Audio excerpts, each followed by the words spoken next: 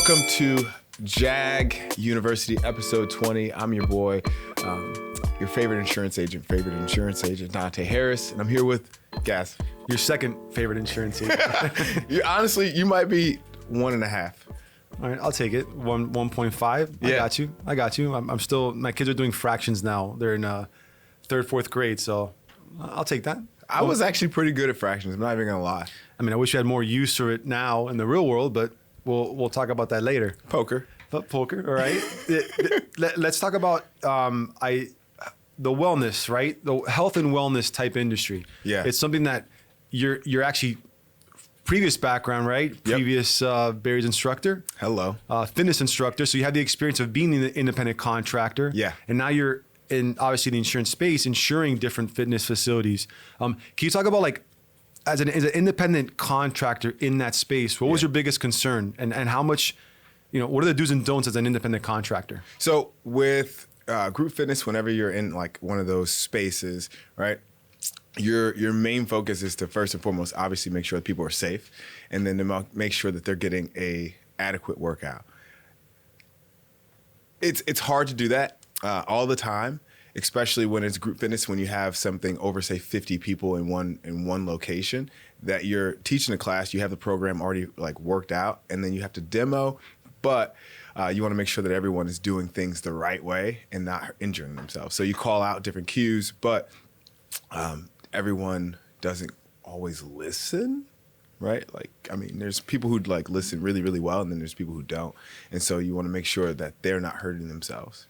Now, but now look at it from the other side. As an independent contractor, you had coverage to almost give yourself a little more coverage when you went outside your actual facility? Well, see, like when you're in that space, typically like the coverage for the gym or the facility or that studio is going to cover you for anything that happens within that space. But what gym owners should be looking at is making sure that all of their fitness trainers and all of their people who work for them or who are independent contractors also have a separate policy for themselves. So a professional liability policy or a general liability policy, just in case they go into some other space or another gym and train someone, just so make sure that they're covered, right? Yeah, it's the same thing. The additional insured gives them that ultra peace of mind as a gym owner in case that gray area happens. Let's say out even in the parking lot, right? You kind of go a little bit, health and fitness now, we're outside, we're talking, we're still in COVID, but I'm thinking post-COVID, where now we're a lot more mobile, right? Bro, like when COVID hit, you had to think like there were so many people who went to Instagram, who did Instagram lives. I remember I was taking a jog over by my place over off of Biscayne,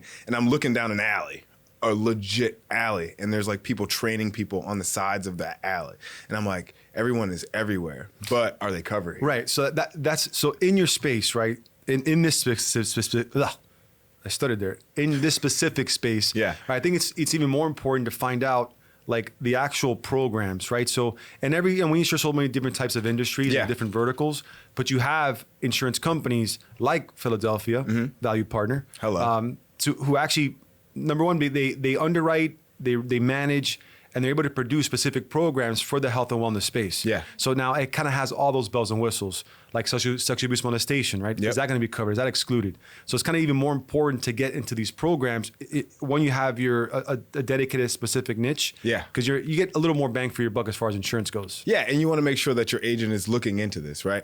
So typically, like a general liability policy, you have 1 mil occurrence and then 2 mil aggregate. But with like a gym, you're going to have so many people that are coming in and out, or so many people who are like your trainers are going to different spaces. I would say you want to increase that aggregate to a minimum of $3 million, minimum. And then I would even look at 5 mil if you can, just because on an annual basis, like if you look at a Equinox, something, Planet Fitness, something of that magnitude where you're having hundreds of people coming in on a daily basis. It's thousands of landmines a day. Yeah. Yeah. I mean, potential things. And so much too is looking when you get your policy in place. We talk about it as well as no matter the limit you kind of set forth. Yeah. It's also important to make sure that those defense costs are outside the limit of liability. Yeah. Right. Like then you get even more value as far as your geo limits. Absolutely. And then from an ownership standpoint, like I always want to make sure that my trainers know what they can and can't do. Right. Like I don't have any trainers, obviously, but like I would explain that to them. And so that means that your agent needs to sit down and explain to you what your coverages are as an owner, as a facility, because maybe you have one location, maybe you have 6 locations.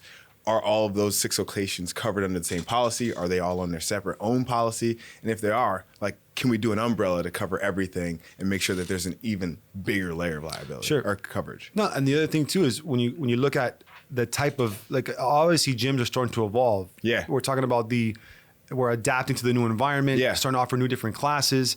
You know, again, there's so much insurance, you got to focus on what's not covered, right? If you're going to go, you know, say you're a yoga studio, Pilates studio, now you're going to get into, say, some different type of exercises, right?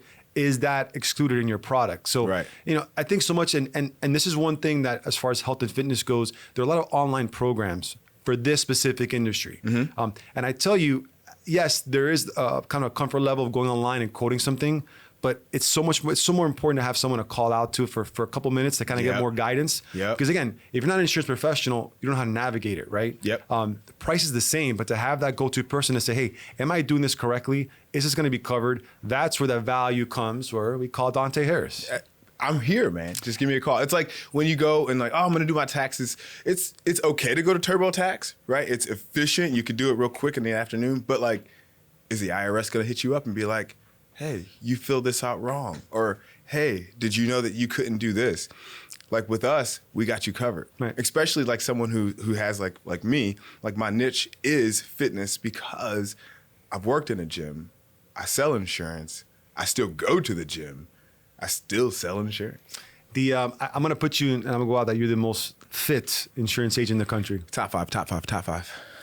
So you're making the college football playoff every year. Yeah, absolutely. You're the Alabama. No. I'm the Ohio State University. That's right. Ohio, the Buckeyes. They haven't made it every year, but you're there. But you're a perennial powerhouse. Oh yeah, man. We're a blue chip program. The last thing, as far as now looking at you as a consumer when you go to a gym, right now put your hat on as any kind of things you should look for as far as like red flags about should I be going to the gym? Like, is that place, quote unquote? I would say first and foremost, look at cleanliness. Cleanliness, especially in this pandemic that we're going through. The gym that I go to right now, they have a spray bottle and towel that they switch out every like hour or two at every single machine. Do they have people who come in and do the cleaning in like different spaces in different areas? And then also, I would say one of the biggest things that I would look at, I would definitely say like, is the trainer covered? Right? Because sometimes you go into a class and you say, man, like this person's energy, this person matches me. I would love to have a session with them outside of that. Are they covered and can they come to my space? Let me ask you, how comfortable, you being on the other side now, how comfortable should people feel to ask if the instructor has their own insurance policy? Why not? Well, people ask you all the time? Yeah, like why not ask them if they have a policy or if they have certification? Right. Like if they have certification, if you feel comfortable enough asking like who are you certified with as a personal trainer, you should be able to like, who are you insured with as well? And if they give you the, yo, come on, dog. Right. I need you to be covered so that you can come take care of me. Well, I mean, it's just a peace of mind. And it is not that expensive to get your own policy as an independent contractor. I have so many trainers. I don't want to say so many, but I have a plethora. A gaggle, as you will, of trainers. Let me write that down. That's a good one. I thought I got you with plethora, actually. And you came back at me. Wow. Now I'm in like the Matrix, like dodging you. Okay. No, it's a dream inside of a dream. Like I'm working out. So sometimes like I'll wake up, I'll get to the gym, I'll be on the treadmill, and I'll have no idea how I got there. Like in the middle of like a 10-minute run, I'll just sit there and be like, what steps did I take to get here? Like it feels like I'm in a dream. I'm in a trance by the time I get to the gym. I'm sleepy in the morning. Well, one thing, do's and don'ts, right? We looked about cleanliness. Yeah. Getting back into the gym. Any other red flags you should look for? Or really, if you feel comfortable enough asking, right, if they're certified, I think that's the first step as well. Yeah. I mean, I just wasn't sure that was, quote unquote, a kosher, right, conversation. Well, I mean, like I walk up and I have conversations with the trainers all the time because like I just want to know, like, where's your head at? Like, are you covered? What kind of certification do you have? What do you have in store for me for this class or this session that we're going to go into? There's a lot of trainers, and this is a hot take. There's a lot of trainers who don't have certifications, and there's a lot of guys who just want to get that buck. And really and truly, like, I want every trainer to make sure that they're taking care of their clients before they're trying to get that Venmo or that dollar, simply because It's about service. Like they're in the service industry, and without bringing a service and making sure that you're certified first, you're kind of like playing with dynamite. Right. Any other do's and don'ts you can think of as far as like a gym owner, as far as insurance wise, what they should look for? I mean, we talked about the independent contractor. Mm-hmm. We talked about having your own insurance, having everybody kind of set up the right way. Any other do's and don'ts that you can think of? For the owner, know your insurance agent. I mean, I think that goes across the board for every space.